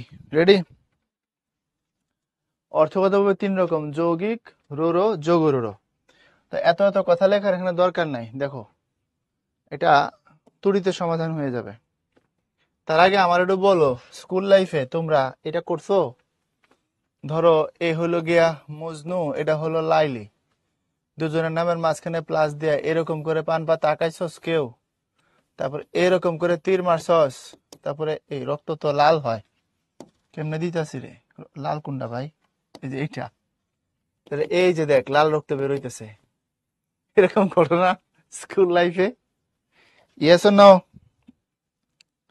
বইয়ের চিপায়, বেঞ্চের কোনায়, দরজার ওই উপরে, কেউ কেউ হাতে, ও অনেকবার। আল্লাহর ওলি এক একজন। হ্যাঁ, অনেকে হ্যাঁ বলতেছে, যারা না বলতেছে এরা একদম চেলচেলায় ভেসতে যাবে নিশ্চিত। আচ্ছা, এখন আসো, এই যে ঘটনাটা আমরা দেখছি একটা সময়, বিশেষ করে স্কুল লাইফে, কলেজ লাইফেও টুকটাক হয়, হয়ে যায় না এমন না? হয়। এর অর্থ কি? এর অর্থ হচ্ছে এই যে মজনু আর এই যে লাইলি, নামের মাঝখানে একটা প্লাস আছে, মানে সম্পর্ক ভালো। যদি এটা মাইনাস হয়ে যায় কোনো কারণে, তাহলে সেটা হচ্ছে সম্পর্ক খারাপের লক্ষণ। বুঝতে পারছো? তাহলে আমরা অন্তত প্লাস আর মাইনাস এই দুটাকে তো ডিফাইন করতে পারি। প্লাস মানে সম্পর্ক ভালো, মাইনাস মানে হচ্ছে নাম্বার চেঞ্জ করে ফেলেছে, তাই না কথাটা? এই প্লাস মাইনাস দিয়ে চলো তো এখানে একটু এটাকে অ্যাপ্লাই করে দেখি কিছু করা যায় কিনা। মনোযোগ দিয়ে দিও। দেখো, এই হলো যৌগিক শব্দ। যৌগিক শব্দ কোনগুলো? যে সকল শব্দের এই উৎপত্তিগত অর্থ আর ব্যবহারিক অর্থের মধ্যে একটা প্লাস সম্পর্ক থাকে, তখন সেটাকে বলা হয় যৌগিক শব্দ। আর রূঢ় বা রূঢ়ি শব্দ যেটা, সেটা কোনটা? সেটা হচ্ছে উৎপত্তিগত অর্থ একরকম আর ব্যবহারিক অর্থ আরেক রকম। যদি এমন ঘটনা দেখি তখন তাকে আমরা বলি হচ্ছে রূঢ়ি শব্দ। যদি এমন হয়, যোগরূঢ় কখন হবে তাইলে? যোগরূঢ় হবে, এটার মধ্যে মাইনাসই হবে, তবে সেটা হলো এই ব্যাস বাক্য আর সমস্ত পদের মধ্যে হবে মাইনাস। ব্যাস বাক্য মাইনাস সমস্ত পদ। কোনো কিছু বোঝার দরকার নাই, শুধু এটুকু মুখস্থ করতে পারছোস কিনা একটু হ্যাঁ বলে দিত আমাকে, যে ভাইয়া বুঝছি। উৎপত্তি কি বলে মুখস্থ করছে? উৎপত্তি প্লাস ব্যবহারিক হলে যৌগিক, উৎপত্তি মাইনাস ব্যবহারিক হলে রূঢ়, ব্যাস বাক্য মাইনাস সমস্ত পদ হলে যোগরূঢ়। এটুকু বুঝছি কিনা একটু আওয়াজ দিয়ে বলো।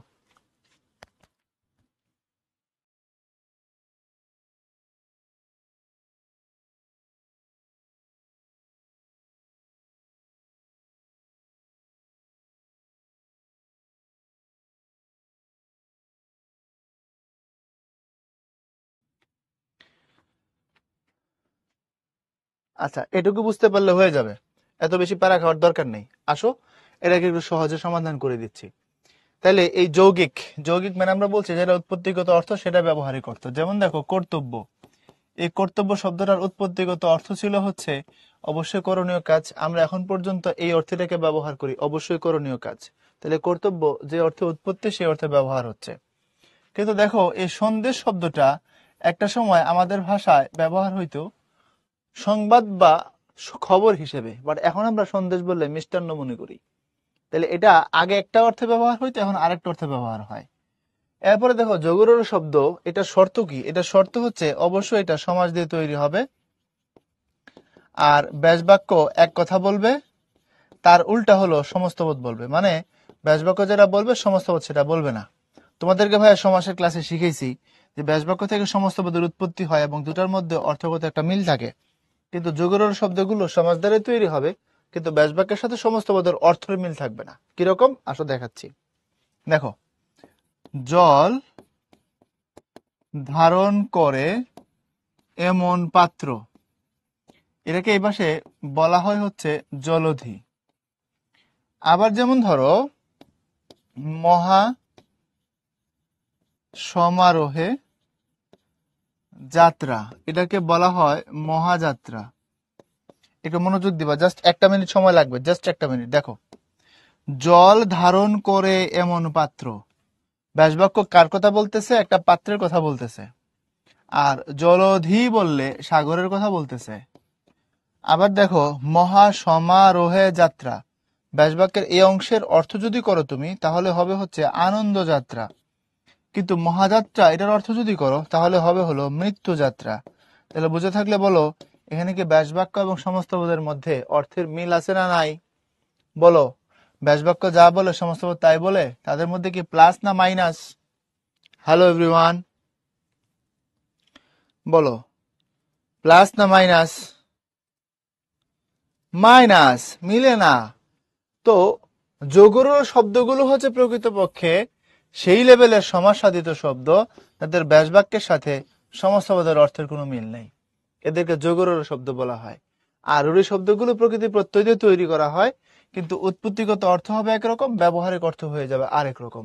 এ পর্যন্ত বুঝছো? বহুব্রী সমাসের মতো, এক্স্যাক্টলি বহুব্রী সমাসের মতো। ওকে, এখন আসো আমরা রূঢ় শব্দ বা রূঢ় শব্দের একটা ছোট্ট গল্প দেখব। এটা পরীক্ষায় আসে, এটা তোমাদের লাগবে। আমি দুটোই পাশাপাশি দিয়ে দেব।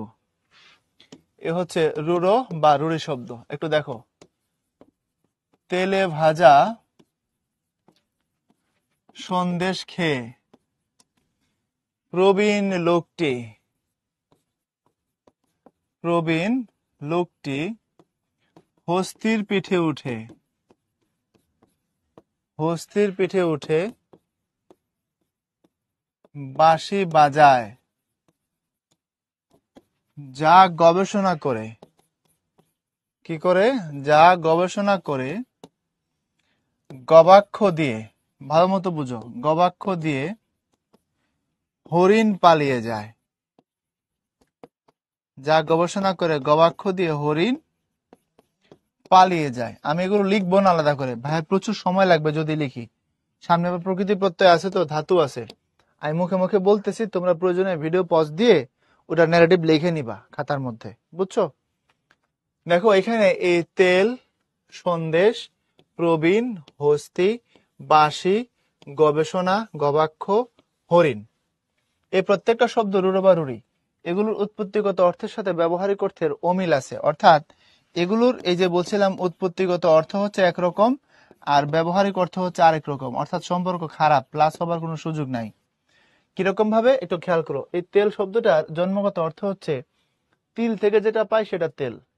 এখন তিল থেকে পাওয়ার, তিল হচ্ছে তিনটা মূলত, তিল, তিসি আর সরিষা, মূলত এই তিনটা জিনিসকে তিল বলা হয়।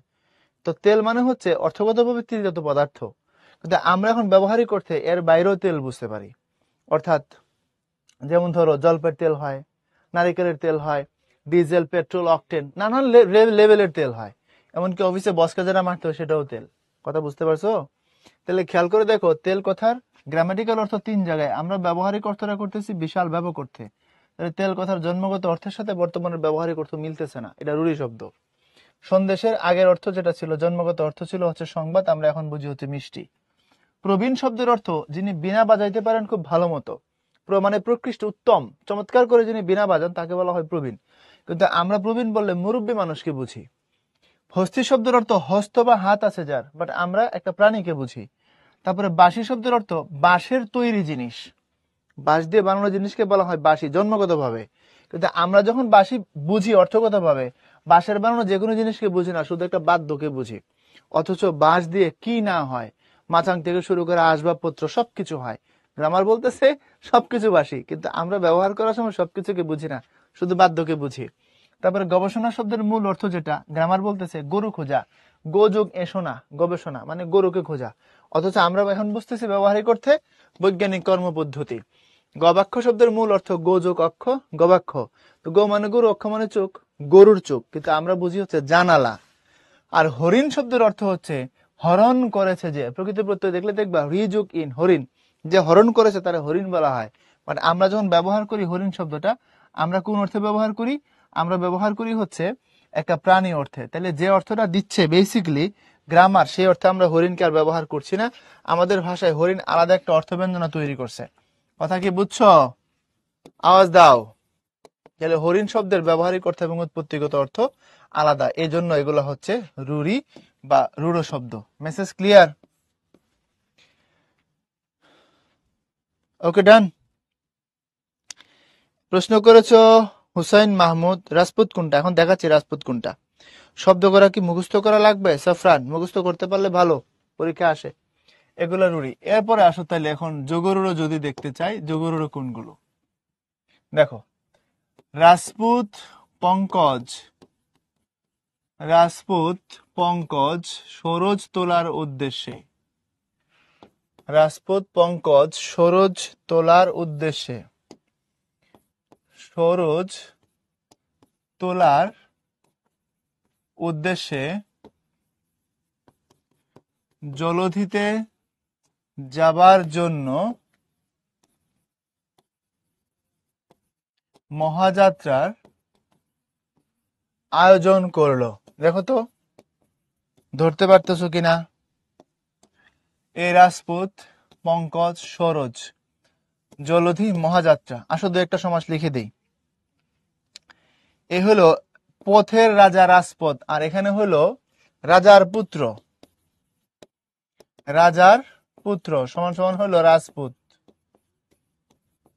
এরপরে পঙ্কে জন্মে যা, পঙ্কে জন্মে যা সমান সমান হয়ে গেল পঙ্কজ। জলধি লিখে দিছিলাম সরোজ, সরোবরে জন্মে যা, সরোবরে জন্মে যা সমান সমান হলো সরোজ। আরটা কি থাকলো? জলধি। মহাযাত্রা তো লিখেই দিছি। পঙ্কজ, পঙ্কে জন্মে যা লিখে দিছি, আগেই লিখে দিছি দুইটা, তাই না? মহাযাত্রা জলধি লিখছিলাম। এখন দেখো এখানে ব্যাসবাক্যের সাথে সমস্ত পদের অর্থ কিভাবে ম্যাচ করে না। এখানে ব্যাসবাক্য বলতেছে রাজার পুত্র, রাজার পুত্র মানে রাজার আপন বউয়ের ঘরে জন্মাইছে এমন ছেলে, বুঝা গেছে? কিন্তু এখন সমস্ত পদ রাজপুত এমন কাউকে নির্দেশ করে না। রাজপুত বললে ভারতের একটা জাতিকে নির্দেশ করা হয়, যেমন সুশান্ত সিং রাজপুত। তাহলে এখানে বলতেছে রাজার ছেলে, আর এখানে বলতেছে ভারতের জাতি। ব্যাসবাক্যের সাথে সমস্ত পদ মিলে না। যোগরূঢ় শব্দের শর্তই হচ্ছে এটা, ব্যাসবাক্য এক কথা বলবে, সমস্ত পদ আরেক কথা বলবে। পঙ্কে জন্মে যা, পঙ্ক মানে কাদা, কাদা মাটি আছে না ওইটা, কাদায় জন্মে যা সেটাকে বলা হয় পঙ্কজ। অথচ কাদার মধ্যে শাপলা, শালুক, শৈবাল, ধান অনেক কিছু জন্মে। কিন্তু পঙ্কজ যখন বলো তুমি, তখন শুধুমাত্র তুমি পদ্ম ফুলকে বুঝো।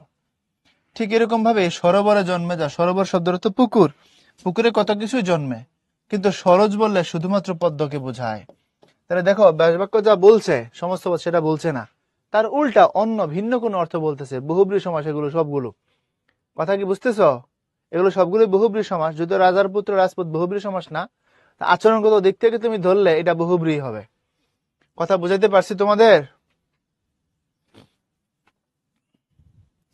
সোহাগ বলছে রাজাকার কি হবে? রাজাকার শব্দের অর্থ ছিল স্বেচ্ছাসেবক, বুঝতে পারছো? কিন্তু অর্থ পরিবর্তন হয়ে এখন অর্থ সংকোচন হয়ে গেছে, খারাপ অর্থ চলে গেছে। এটা বাগর্থের মধ্যে বাবা 9-10 বইতে অর্থ সংকোচন হয়েছে ওই জায়গায়, ওরা সমস্যা দিত না।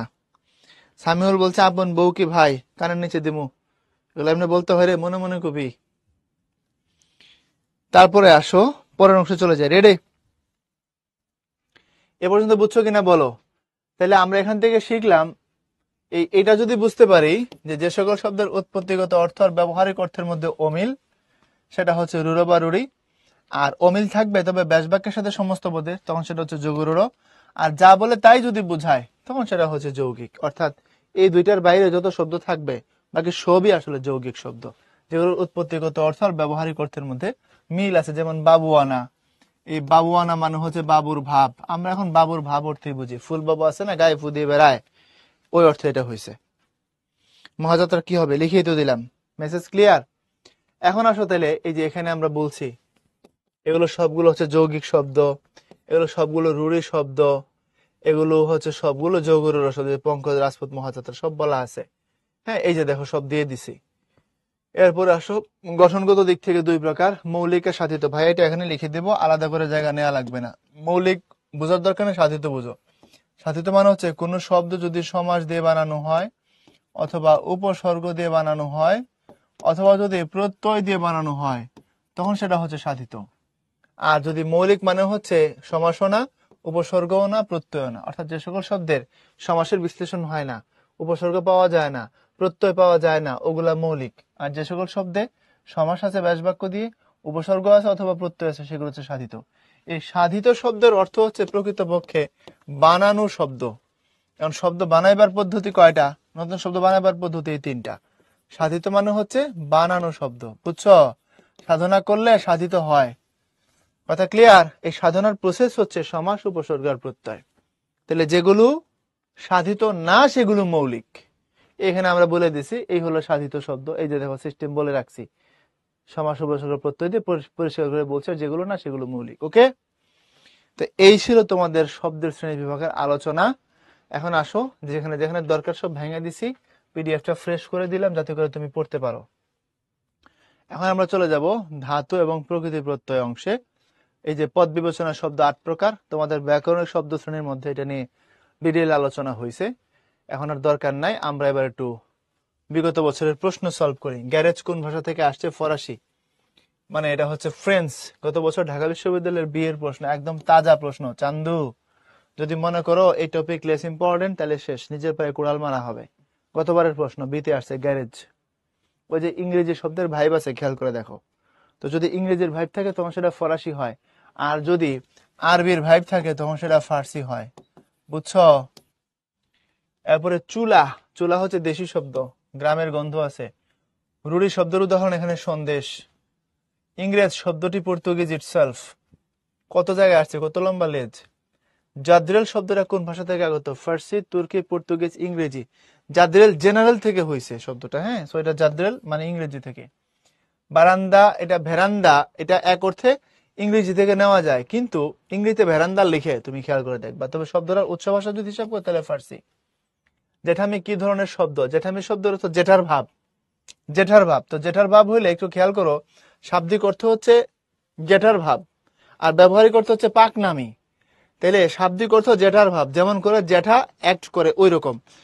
বাপের ভাই, বাবার ছোট ভাই হইলো চাচা, বড় ভাই হইলো চাচা, কিন্তু বড় ভাই যিনি তিনি হলেন জেঠা, মানে মুরব্বী। তো জেঠামি শব্দের এজ ইউজুয়াল অর্থ কি? বড় চাচার মতো, কিন্তু আমাদের প্রায়োগিক ভাষায় হচ্ছে পাকনামি। বয়সে কম কিন্তু পাকনামি করে, এমন হয় তারা বলে জেঠামি। আর বয়স বেশি কিন্তু বাচ্চার মতো আচরণ করে, এটাকে বলা হয় ছেলেমি, চাইল্ডিশ। তাহলে দেখো, খেয়াল করে দেখো, শব্দটা প্রায়োগিক জায়গায় পজিটিভ অর্থে ব্যবহার হচ্ছে না, নেগেটিভ অর্থে হচ্ছে, এর মানে রুড়ি শব্দ। জেঠামি অর্থ যদি মুরব্বীর মতো এমনটাই হইতো তাহলে সেটা যৌগিক হইতো, কিন্তু আমরা যখন ব্যবহার করতেছি নেগেটিভলি নিচ্ছি, বাচ্চা ছেলের মুরব্বীর মতো আচরণ। ক্লিয়ার? এরপরে আসো, প্যাগোডা কোন শব্দ? আরবি, জাপানি, তুর্কি, ফার্সি। জাপানি, প্যাগোডা। এরপরে মহকুমা শব্দটা তুর্কি, ফার্সি, পর্তুগিজ, আরবি, এটা আরবি শব্দ থেকে আসছে। মহকুমা, থানা, উপজেলা, এটা মহকুমা। সাম্পান, এটা চীনা হবে না জাপানি হবে না হিন্দি হবে, এটা নিয়ে নানান ঝামেলা আছে, কিন্তু আমরা শেষমেশ সিদ্ধান্তে আসছিলাম এটা হচ্ছে চাইনিজ শব্দ। কোথাও কোথাও সাম্পানকে আগের বইগুলোতে তুমি দেখবা বার্মিজ শব্দ লেখা আছে, বাট এটা চাইনিজ শব্দ। এরপরে সাধিত শব্দকে কত ভাগে ভাগ করা যায়? মৌলিক শব্দ, সাধিত শব্দ। সাধিত শব্দ যদি ভাগ করতে চাও, সাধিতকে আবার 2 ভাবে ভাগ করতে পারবা। সাধিত শব্দ কত ভাগে ভাগ করা যায়? না, সাধিত শব্দ 3 ভাগে ভাগ করা সম্ভব। আচ্ছা, একটা বেসিক জায়গা থেকে 2 ভাবেও করা যায়। এরপরে হচ্ছে বাঁশি কোন শ্রেণীর শব্দ? বাঁশি হচ্ছে যৌগিক, যোগরূঢ়, মৌলিক, রূঢ়ি। বাঁশি হচ্ছে রূঢ়ি শব্দ, বাঁশের তৈরি জিনিস। জাংশন শব্দের উৎস ভাষা ইংরেজি থেকে আসে, জাংশন। তারপরে হচ্ছে আজব শব্দটা আরবি শব্দ, আজব, আজিব, একই জিনিস, আরবি। আলখাল্লা, এটাও আরবি ভাষা থেকে আসা শব্দ। তারপরে হচ্ছে কলম শব্দটা আরবি থেকে আসছে। তারপরে কোনটি পর্তুগিজ শব্দ নয়, এখান থেকে আল বলা। এরপরে হাসনা হেনা শব্দটি আসছে জাপানি ভাষা থেকে। নিচের কোনগুলো যোগরূঢ় শব্দ? পঙ্কজ, জলদ, রাজপুত। এরপর নিচের কোনটি তুর্কি শব্দ? বাবুর্চি, আচার, সাগর, রেস্তোরাঁ। রেস্তোরাঁ তো আমরা জানি এটা আসছে হচ্ছে তোমার ফরাসি ভাষা থেকে। বাবুর্চি যেটা, এটা হচ্ছে তুর্কি শব্দ। এরপরে চা শব্দটা আসছে চাইনিজ শব্দ থেকে, এই যে চতে চা, চতে চিনি, চতে চীন। আসবাব এবং আসল এই শব্দ দুটি কোন ভাষা থেকে আসছে? আরবিক থেকে আসছে। এরপর আসো আনারস, পর্তুগিজ থেকে আসছে। এরপর উৎস অনুসারে শব্দ 5 প্রকারও হয়, 4 প্রকারও হয়। এখন নিবা কোনটা? 5 নেওয়াই ভালো, বিতর্কিত জায়গায় তোমার হচ্ছে বেশি প্রচলিত যেটা বা গ্রহণযোগ্য যেটা সেটা নিবা। 4ও নিতে পারবা নতুন ব্যাকরণ অনুযায়ী, এটা আর আসবে না, যা, ঝামেলার দরকার নেই। এরপরে চলিত বাংলা চলিত কোন শব্দের ব্যবহার বেশি? তদ্ভব।